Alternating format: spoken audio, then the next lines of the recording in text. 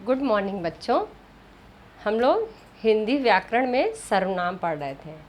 बच्चों, हम लोगों ने देखा सर्वनाम की परिभाषा जाना कि सर्वनाम किसे कहते हैं। सर्वनाम अर्थात सबका नाम या संज्ञा के स्थान पर प्रयोग किए जाने वाले शब्द को सर्वनाम कहते हैं। हम लोग सर्वनाम में ये परिभाषा इसकी जाने।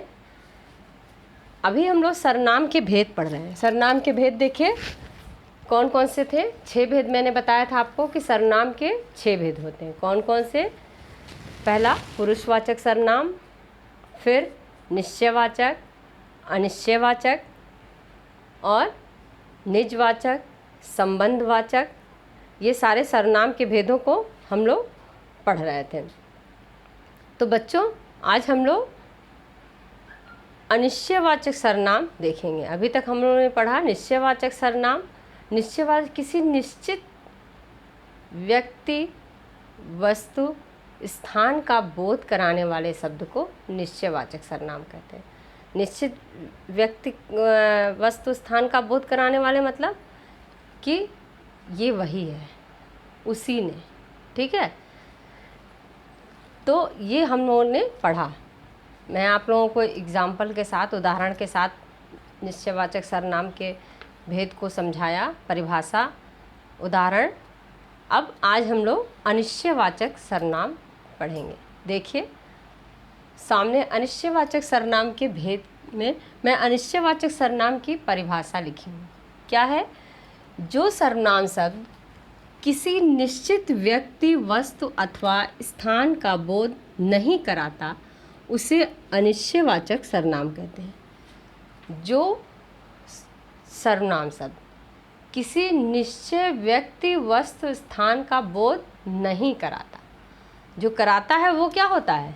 निश्चयवाचक। जो नहीं कराता है वो अनिश्चयवाचक सर्वनाम के अंतर्गत है।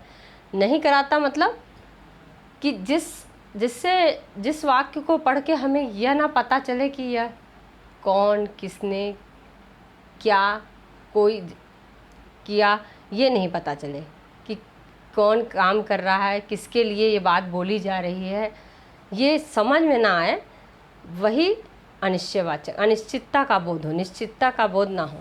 जैसे वाक्यों द्वारा देखिए यहाँ स्पष्ट किया गया है। जैसे कोई आ रहा है।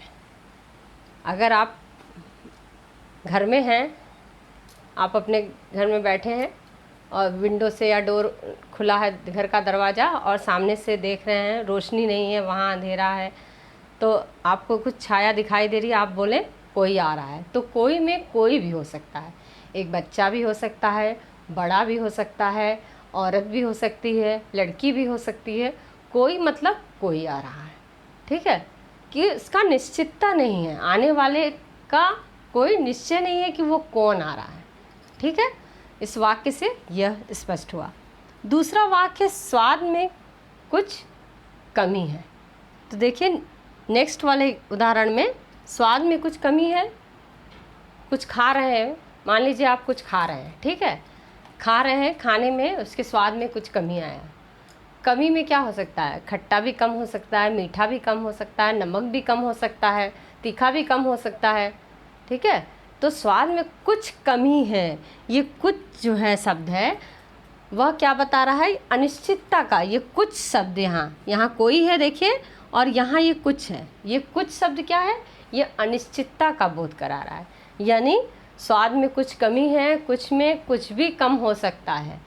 मिर्च भी कम हो सकती है, नमक भी कम हो सकता है, मसाला भी कम हो सकता है, ऑयल भी कम हो सकता है। स्वाद में किसी वजह से, किसी कारण से कमी हो सकती है जिसका पता नहीं है। अनिश्चित है कि क्या चीज़ नहीं है, क्या इसमें कम है, ये नहीं मुझे पता है। क्लियर हुआ? नेक्स्ट देखिए, थर्ड है दरवाजे पर कोई खड़ा है। वही बात मैं अभी बोली, कोई आ रहा है। किसी को आते आप घर में से देख रहे हैं, दूर से देख रहे हैं, कोई आ रहा है, आप पहचान नहीं रहे हैं। ठीक है, तो कोई आ रहा है, कौन हो सकता है? लड़का है, लड़की है, बच्चा है, कोई भी आ रहा है। उसी तरह दरवाजे पर कोई खड़ा है। ठीक है, मान लीजिए आप अंदर कमरे में बैठे हैं, बाहर दरवाजे पर किसी को देखे, वो दिख नहीं रहा है, पैर दिख रहा है उसकी, या शैडो, छाया दिख रही है, तो आप देख के बोलते हैं अंदर से ही कि दरवाजे पर कोई खड़ा है। कोई में घर का ही कोई सदस्य हो सकता है, पापा हो सकते हैं, मम्मी, तुम्हारा आपका दोस्त हो सकता है, सब्जी वाला हो सकता है। कोई का मतलब कि दूध वाला हो सकता है, पेपर वाला हो सकता है। कोई भी, कोई का मतलब कि कोई खड़ा है, उसको वो दिख रहा है कि कोई खड़ा है, अंदर से हम देख के बोल रहे हैं कोई खड़ा है, तो कोई में कोई है, दूध वाला, पेपर वाला, सब्जी वाला, पापा, फ्रेंड, कोई भी खड़ा है। क्लियर हुआ? तो इस जो कोई, कुछ, ये शब्द हैं, ये अनिश्चयवाचक सर्वनाम के अंतर्गत आते हैं। तो बच्चों, हम लोग अपनी बुक में अब देखेंगे, आपकी बुक में भी अनिश्चयवाचक सर्वनाम दिया है, ये हमने समझाया। अब आप अपनी बुक देखेंगे, बुक से समझेंगे कि अनिश्चयवाचक सर्वनाम क्या है और उसमें प्रश्नों को देखेंगे। देखिए बच्चों, अपनी बुक में पेज नंबर 76 खोलिए। अनिश्चयवाचक सर्वनाम। अनिश्चयवाचक सर्वनाम का क्या मतलब? अनिश्चितता व्यक्त करना, मतलब कोई, कुछ। तो देखिए, इसमें कारक चिन्हों के साथ पहले बताया गया है। उसके पहले हम आपकी बुक में दी गई परिभाषा को देखते हैं कि आपकी बुक में क्या बताया गया है। अनिश्चयवाचक सर्वनाम में देखिए, आप अपनी बुक में एक चित्र दिया गया है, पेज नंबर 78 पे देखिए, एक चित्र है, उसमें मम्मी खाना बना रही है, ठीक है। बच्चे की माँ जो है भोजन पका रही है। तो वाक्य क्या दिया है? माँ आज इतने स्वादिष्ट पकवान पका रही हो, आज शायद कोई आने वाला। बच्चा क्या बोलता है कि माँ आज इतने स्वादिष्ट पकवान बना रही हो, आज कोई आने वाला है। कोई आने वाला है, बच्चा माँ से पूछ रहा है। कोई में कोई हो सकता है, दादा हो सकते हैं, नाना जी हो सकते हैं, नानी जी, मौसी जी, मौसा जी, आपके पड़ोसी हो सकते हैं, ठीक है, दोस्त हो सकते हैं। कोई मतलब बच्चा मम्मी से पूछ रहा है कि कोई आने वाला है। फिर देखिए, दूसरा एक चित्र दिया गया है आपकी पुस्तक में। छात्र किसी ने कक्षा का शीशा छोड़ दिया। छात्र बोल रहा है, टीचर क्लास में है और अध्यापिका आई हैं। अध्यापिका से छात्र बोल रहा है कि किसी ने कक्षा का शीशा तोड़ दिया। बच्चा टीचर से शिकायत कर रहा है, लेकिन ये नहीं बता रहा है कि राम, मोहन, सोहन, जो भी बच्चे का, क्लास के छात्र का नाम है, उसका नाम नहीं बताया है। क्या बोला? किसी ने। किसी ने मतलब कि अनिश्चय है कि कौन तोड़ा है। टीचर को वो बता नहीं रहा, उसका नाम, निश्चितता नहीं बता रहा। किसी ने तोड़ा है, वो पता नहीं कौन तोड़ा है, ये नहीं पता है। अनिश्चय है कि किसने तोड़ा है। क्लास में 40 छात्र हैं, किस छात्र ने तोड़ा है ये नहीं पता है। तो इससे अनिश्चितता का बोध हुआ अनिश्चयवाचक सर्वनाम में। देखिए, पहले उदाहरण में कोई तथा दूसरे उदाहरण में किसी शब्द से निश्चित प्राणी का बोध नहीं होता। ये दोनों वाक्य में देखिए, वाक्य से कोई आने वाला है, ये नहीं पता चला कि दादी, नानी, अंकल, पापा, फ्रेंड कौन आ रहा है, ये आपको नहीं पता है। और किसी ने शीशा तोड़ा, किसी शब्द से ये नहीं पता चल रहा है कि शीशा तोड़ने वाला कौन था, किस छात्र ने तोड़ा, उसका नाम नहीं है, इसलिए पता नहीं है कि किसने शीशा तोड़ा है। निश्चित प्राणी का बोध नहीं हो रहा है कि किसने किया। फिर देखिए, ये जो सर्वनाम सब निश्चित व्यक्ति, वस्तु, स्थान का बोध नहीं कराते, वो अनिश्चयवाचक सर्वनाम के अंतर्गत आते हैं या उनको अनिश्चयवाचक सर्वनाम कहते हैं। इसमें कहीं, किसी, कुछ आदि अनिश्चयवाचक सर्वनाम। तुम कहीं जा रहे हो, ठीक है, कहीं जा रहे हो, तुम कहीं जा रहे हो। कहीं मतलब कहीं भी पूछ रहे हैं आप, या कोई बोलता मैं कहीं जा रहा हूँ, ठीक है, कहीं जा रहा हूँ। आपसे कोई मित्र आपका बोला कि मैं कहीं जा रहा हूँ, तो वो कहाँ जा रहा है, आपसे तो बोल दिया कहीं जा रहा हूँ। हो सकता है वो घूमने मॉल जा रहा हो सकता हो मंदिर जा रहा हो सकता हो पार्क में जा रहा हो, ठीक है। तो जाने, कहीं जा रहा है आपसे बोला है, वो निश्चितता व्यक्त नहीं किया है कि कहाँ जा रहा है, केवल बोला है कहीं। कहीं शब्द क्या है? अनिश्चयवाचक सर्वनाम का बोध कराते हैं। इससे पता चलता है कि यह कहीं, किसी, किन्हीं, कुछ, कोई, ये सारे अनिश्चयवाचक सर्वनाम के अंतर्गत आते हैं। अनिश्चयवाचक सर्वनाम तो कोई होता है, लेकिन इससे कारक जो चिन्ह होती है, कारक जो की विभक्ति चिन्ह है, उसके द्वारा एक वचन और बहुवचन में हम कैसे प्रयोग करेंगे। एक वचन और बहुवचन में हम कैसे प्रयोग करेंगे। अनिश्चयवाचक सर्वनाम कोई, देखिए आपकी पुस्तक में दिया हुआ है, कर्ता का क्या होता है विभक्ति चिन्ह, ने। तो कोई एक वचन के लिए हम बोलेंगे ना कि कोई आया है, ठीक है, और किसी ने शीशा तोड़ दिया। अभी एक वाक्य ऊपर देखा है ना आपने कि किसी ने शीशा तोड़ दिया। तो किसी ने जो शीशा तोड़ा है वो क्या, इससे क्या पता चलता है कि किसी ने मतलब किसी ने, किसी सिंगल पर्सन के लिए, एक वचन के लिए बोला जा रहा है, किसी ने शीशा तोड़ा है। दूसरा है किसी ने मतलब कर्म करने वाला, ठीक है। फिर बहुवचन में कोई और किन्हीं ने, किन्हीं ने शीशा तोड़ा है या किन्हीं का प्रयोग होगा। कर्म, दूसरा है कर्म को, कर्ता ने के बाद कर्म को के लिए क्या है, किसी को, ठीक है। किसी को बुला दो, कोई वाक्य में बोलता है किसी को बुला दो, तो ये किसी को जो है एक वचन है, किसी को बुला दो, यानी 2-4 लोगों को नहीं बुला दो। किसी को बुला देने से क्या हुआ, किसी एक व्यक्ति को, किसी को बुलाया जा रहा है, तो किसी को बुला दो। नेक्स्ट है किन्हीं को बुला दो, यानी किसी को, किन्हीं को बुला दो, किन्हीं लोगों से कह दो, तो किन्हीं यानी बहुवचन शब्द का प्रयोग हुआ। फिर नेक्स्ट है करण से और के द्वारा। करण से और के द्वारा में किसी से कह दो कोई काम करने के लिए, किसी से कह दो या किसी से करा लो, किसी के द्वारा करा लो, एक वचन का प्रयोग है। और किन्हीं से, किन्हीं के द्वारा, किन्हीं लोगों से करवा लो, किन्हीं लोगों के द्वारा करवा लो, तो बहुवचन किन्हीं में कई लोग, व्यक्ति आते हैं। संप्रदान को के लिए, संप्रदान को और के लिए, जिसके लिए कार्य किया जाए, संप्रदान के लिए, तो किसी को क्या दे दो, किसी को पुस्तक दे दो, किसी के लिए क्या है, किसी के लिए खिलौने ला दो, कि किसी के लिए, और किन्हीं को, किन्हीं के लिए, किन्हीं को, और बहुवचन में किन्हीं के लिए। अपादान से मतलब अलग होने के संबंध में, ठीक है, अलग होने के संबंध में किसी से और किन्हीं से, ठीक है, किसी से पुस्तक लाया है, ठीक है, अलग होने के संबंध में देखिए, किसी से पुस्तक लाया है, किन्हीं से, किन्हीं के साथ गया था या किन्हीं के घर गया था। संबंध का के की, देखिए किसी का,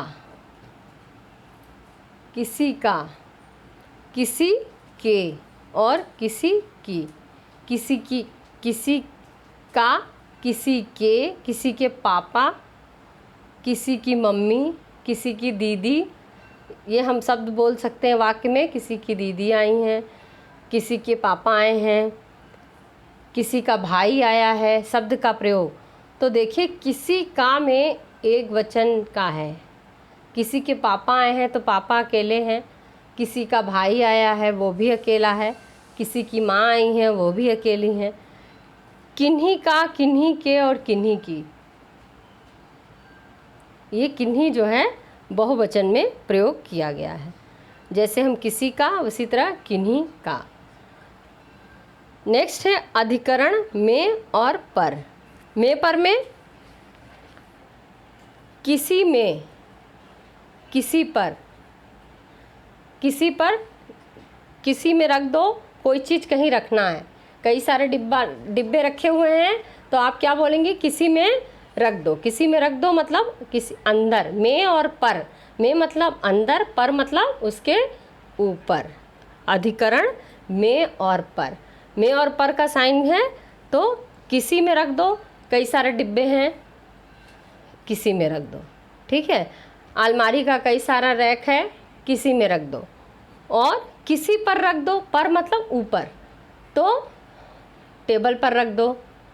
वहाँ पर टेबल भी है, चेयर भी है, बेड भी है, तो किसी पर रख दो। लोग बोले, किसी को आप कोई सामान दिए, ये है, मान लीजिए एक घड़ी है, ये किसी पर रख दो।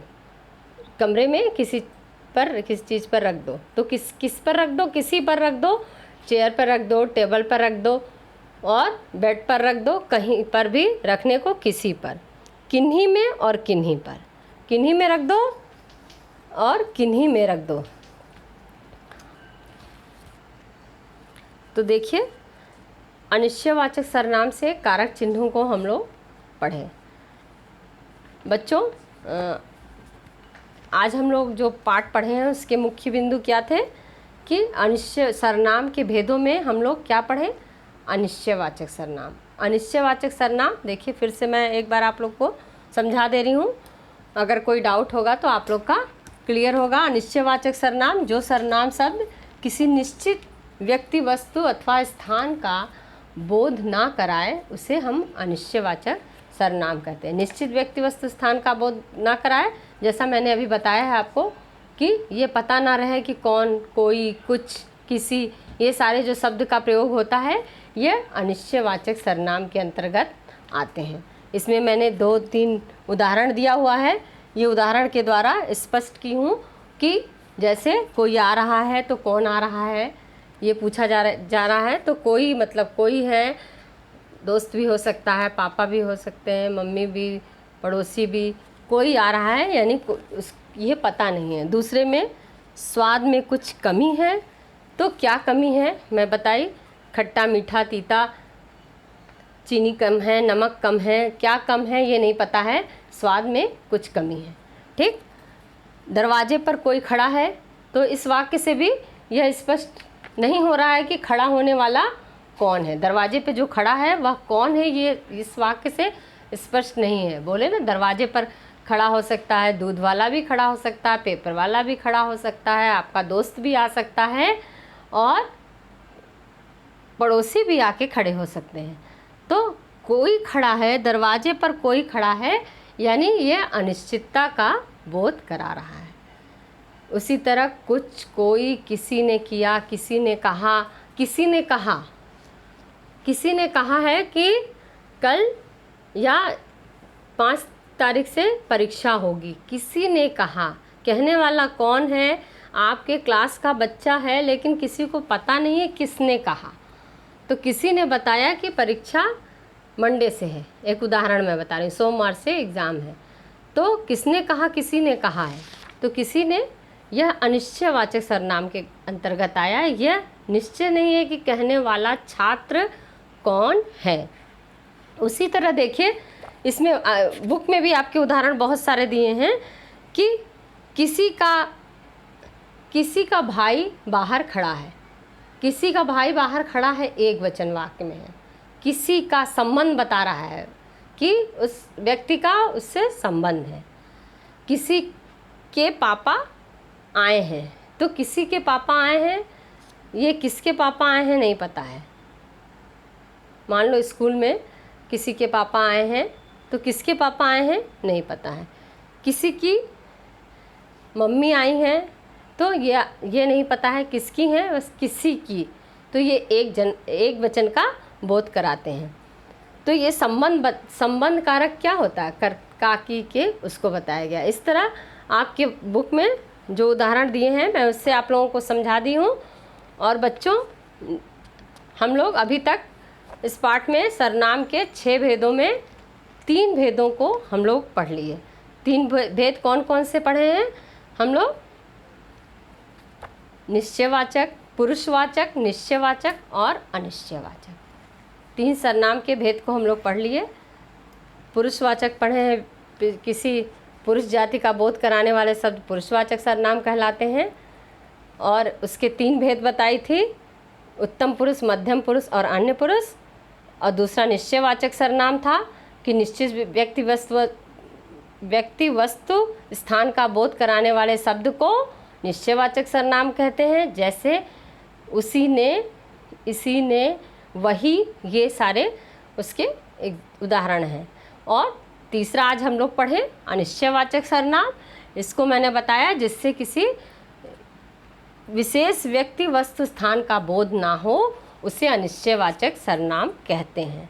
जैसे कोई, कुछ, किसी ने, तो ये अनिश्चयवाचक सर्वनाम के उदाहरण हैं।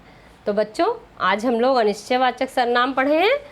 कल की क्लास में हम लोग प्रश्नवाचक सर्वनाम का अध्ययन करेंगे। बच्चों मेरा पढ़ाया हुआ सर्वनाम के भेद में अनिश्चयवाचक सर्वनाम आप लोग घर पे पढ़ेंगे, अच्छे से इसका अभ्यास करेंगे, परिभाषा याद करेंगे, उदाहरण के साथ पढ़ के समझेंगे और प्रश्नवाचक सर्वनाम पढ़ के आएंगे, जिसको हम लोग अगली कक्षा में पढ़ेंगे। तो बच्चों धन्यवाद।